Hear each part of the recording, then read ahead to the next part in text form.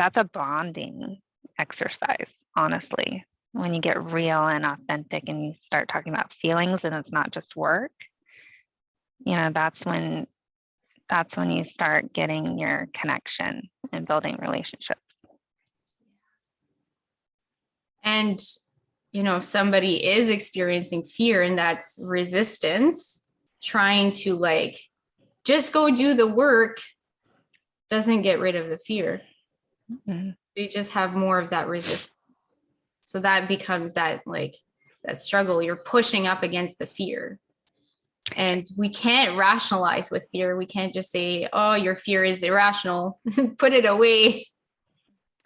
And you had the emotion wheel, right? Like a lot of times I just felt like out of sorts and I didn't really know what my emotions were. Right. And I think a lot of us are like that. Like we just don't know what we're feeling. We just know we don't feel good. And so learning how to use that emotion wheel really helped pinpoint for me, like where to focus. And then I've also been sharing that with my staff as a resource. And I think they all think I'm a little weird in that way, but I think they secretly enjoy it. Well, I was wondering about that because I know for them it was a real shocker. Like, what, you want to talk about emotions? This is not what we do here, right? That's part of that culture shift of, now we're going to be more open and connected, and we're going to, work with our emotions when that wasn't the case before. Right. So how long did it take for them to warm up to the idea of being more open and connected in this way? Well, I was a little strategic in that I started with my 3 senior levels on my team, and I just worked with them and tried out all these wonderful tools that you taught me on them. And I would say it took me a good 6 months. And we had some walls to break through for sure, and trust. We had to build trust before we could get anywhere.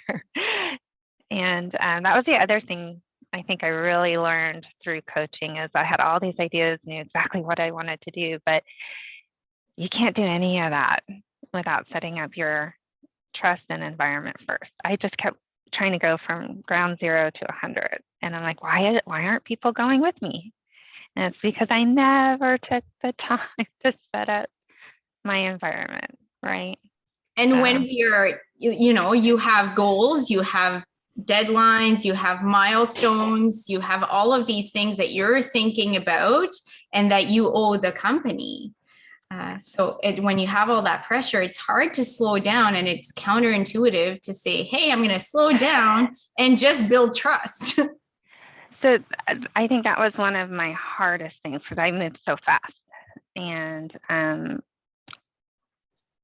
I think I felt like I had all this pressure as a new manager to get stuff done and to fix everything. But I think moving so fast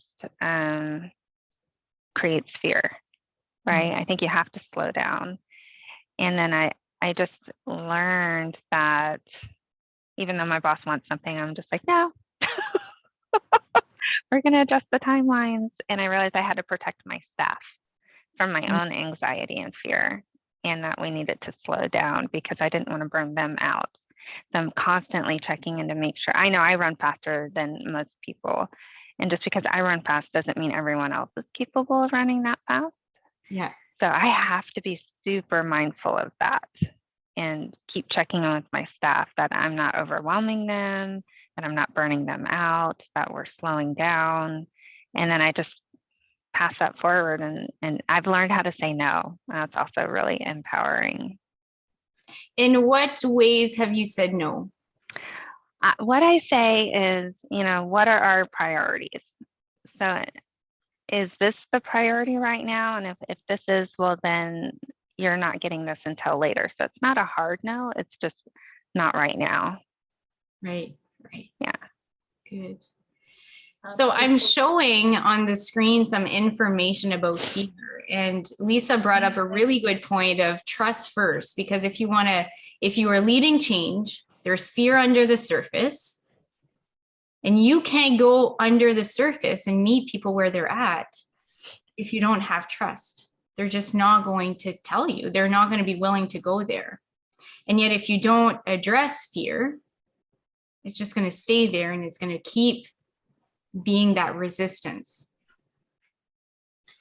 So fear is, it's an emotion. It's our biology saying there is something, there is a threat, and there's something we want to protect. So just by knowing that about fear, and we can't distinguish between a big tiger or a small little change in the way that we're operating, right? It just, fear takes over and it's hold the horses, there's a big risk. And that chemical reaction that's happening inside of them is telling them, it's telling their whole behavioral system to step away. Like, have that image there. It's really telling them to step away, to avoid, to go elsewhere.